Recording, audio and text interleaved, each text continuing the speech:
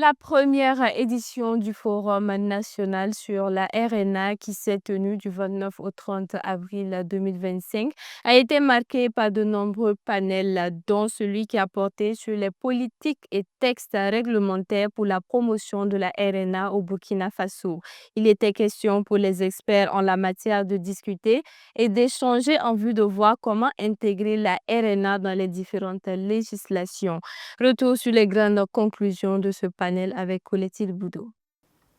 Les questions de politique et de tests réglementaires en matière de la RNA au cœur des échanges à ce panel organisé en marge de la première édition du Forum national sur la RNA, placé sous le thème central quelle politique et tests réglementaires pour la promotion de la RNA au Burkina Faso. Ce panel a permis aux différents acteurs et experts de discuter des opportunités de la RNA en vue d'engager des réformes dans les textes législatifs et ou réglementaires afin d'inclure des dispositions incitatives à la pratique de la RNA. Il existe déjà un dispositif en la matière et c'est pour ça que le code forestier avait été cité comme amorçant et n'étant pas allé jusqu'au bout.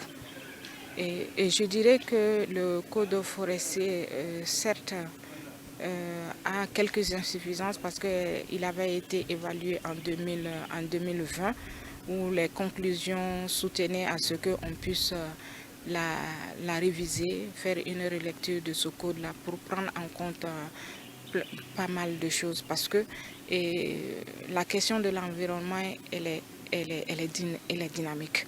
Voilà, donc ça va avec l'évolution. La régénération naturelle assistée est une technique qui contribue à restaurer les écosystèmes et à préserver la biodiversité. Pour une meilleure intégration de cette technique dans les législations, il est primordial que cette loi sur le code forestier qui existe déjà puisse être relue voire améliorée selon la députée Awa Fofana. La question de la RNA, quoi qu'on puisse dire, c'est une question qui est abordée au niveau du code, même déjà dans les pratiques ancestrales, on le voit toujours.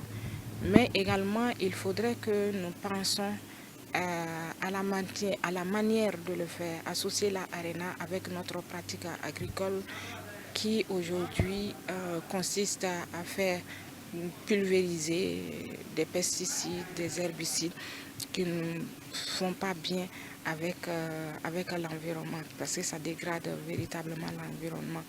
Donc la RNA qui est une régénération naturelle assistée et qui utilise également des engrais, je dirais des engrais organiques. Donc le dispositif législatif est déjà pris en compte. Mais dans tous les cas, on peut l'améliorer.